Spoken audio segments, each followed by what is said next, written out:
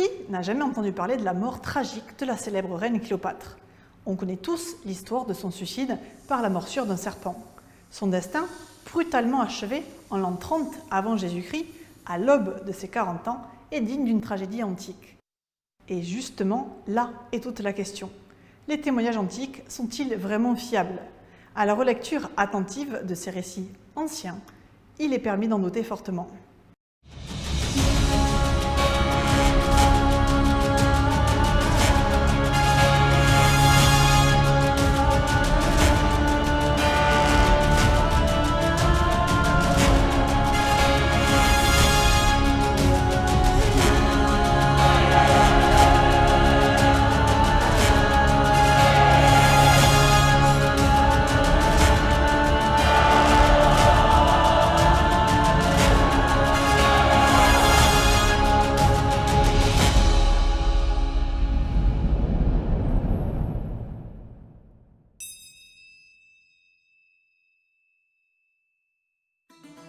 À ce jour, moins d'une dizaine d'auteurs grecs et romains ont commenté les derniers moments de la reine, avant que celle-ci ne choisisse le suicide.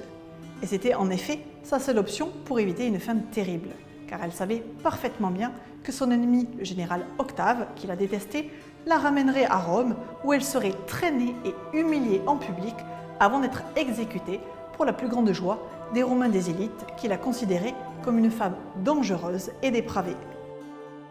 De tous les auteurs à avoir commenté sa mort, un seul vécut à son époque. Il s'agit de Strabon, qui n'était même pas historien, mais qui était géographe.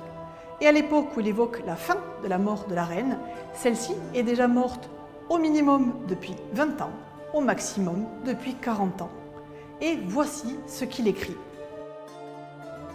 Mais on sait comment peu de temps après, Cléopâtre, dans la tour où on la gardait, attenta-t-elle aussi secrètement à ses jours, soit en se faisant piquer par un aspic, soit en usant d'un de ces poisons subtils qui tuent par le seul contact, car l'une et l'autre tradition ont cours. Donc déjà à cette époque, le doute planait sur les circonstances du décès de la reine, soit qu'elle aurait été tuée par un aspic, soit par du poison. Mais la mort tragique d'une personnalité aussi célèbre que Cléopâtre ne pouvait tomber aux oubliettes, et très rapidement, les auteurs anciens y sont allés, chacun de leur version, et c'est ainsi que le fantasme a rapidement écarté la réalité.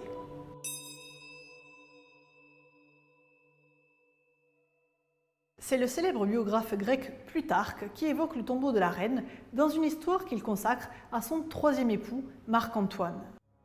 Cette princesse s'enfuit dans le tombeau qu'elle avait construit, et, ayant abattu la herse qui le fermait, et qui était fortifiée par de bons leviers et de grosses pièces de bois, elle envoya porter à Antoine la nouvelle de sa mort. Antoine, apprenant qu'elle vivait encore, demanda instamment à ses esclaves de le transporter auprès d'elle. Ils le portèrent sur leurs bras à l'entrée du tombeau. Cléopâtre n'ouvrit point la porte, mais elle parut à une fenêtre, d'où elle descendit des chaînes et des cordes avec lesquelles on l'attacha. Lorsqu'on lit le passage un peu long de Plutarque sur la mort de Marc-Antoine, on ne peut qu'halluciner.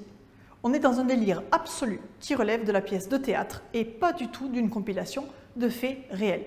C'en est presque ridicule quand on lit que Marc-Antoine s'est raté en se suicidant et qu'arrivé à l'entrée du tombeau de Cléopâtre, son épouse, le voyant en train d'agoniser, refuse d'ouvrir la porte et préfère le hisser à l'intérieur au moyen de chaînes et de cordes.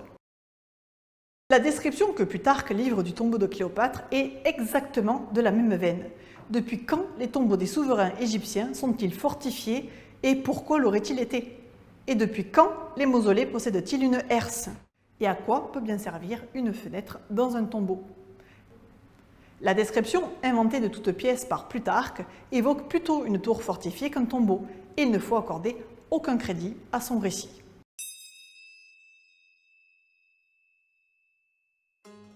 Un manuscrit arabe, l'Hagia Sophia 3590, datant du IXe siècle, offre une traduction de l'ouvrage intitulé « Sur la Thériaque à Pison », dans lequel des lacunes de ce traité, écrit au IIIe siècle de notre ère, sont comblées.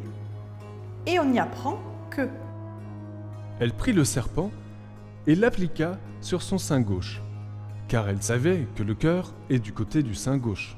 Le serpent la mordit et elle mourut aussitôt. Cette énième version est le seul témoignage antique à évoquer une morsure au sein de la reine et non à son bras.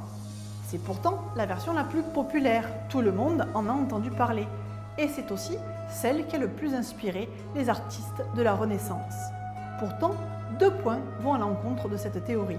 En premier lieu, comment un auteur ayant vécu au IIIe siècle, soit près de 250 ans après la mort de la reine, aurait-il eu accès à une information ignorée de tous les autres auteurs anciens?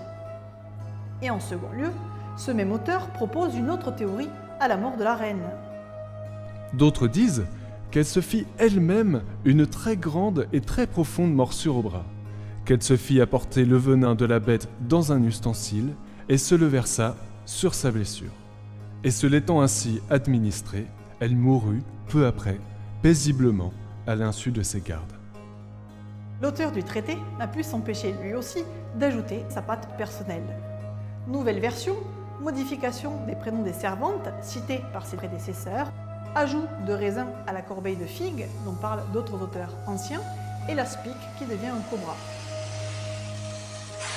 Les détails abondent et montrent bien que l'on est plus dans une création artistique que dans un témoignage historique avéré.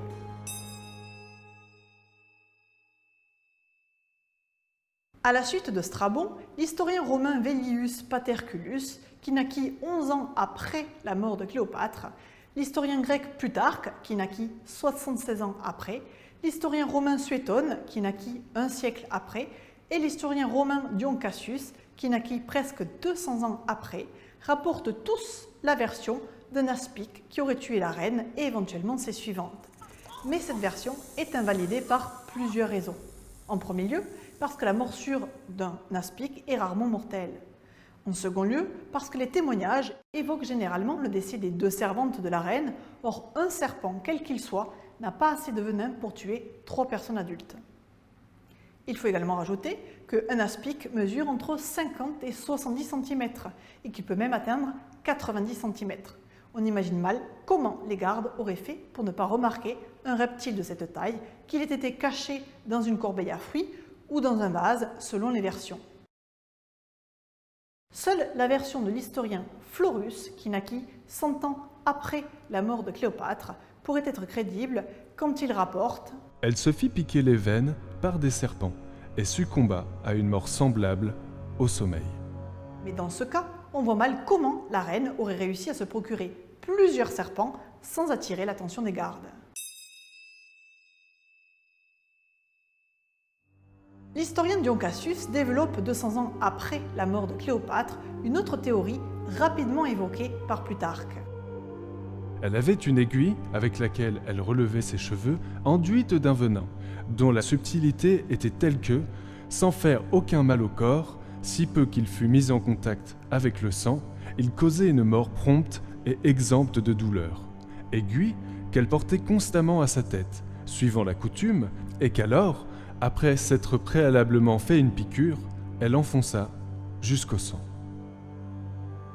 Sauf que cette théorie de l'épingle empoisonnée tient difficilement dans la mesure où s'il avait vraiment existé un poison aussi actif et rapide, en premier lieu, son nom aurait été connu, or les historiens se contentent d'évoquer un poison, et en second lieu, Cléopâtre l'aurait utilisé sur elle avant d'être capturée par le général Octave, et non après.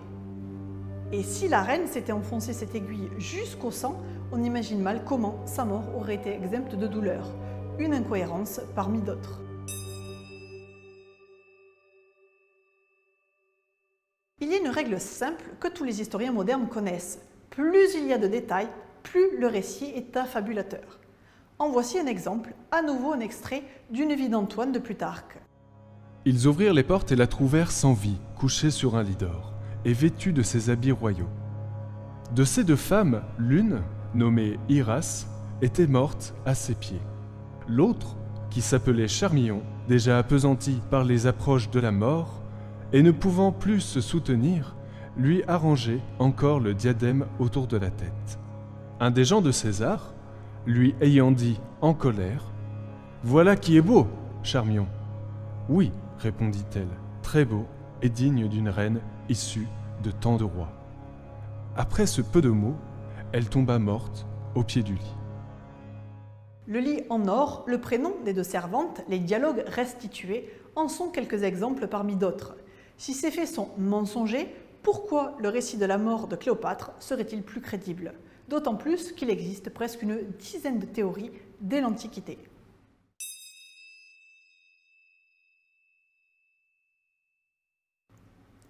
S'il y a tant de mystères autour de la mort de Cléopâtre et tant de versions divergentes, c'est justement parce que l'on n'en sait rien.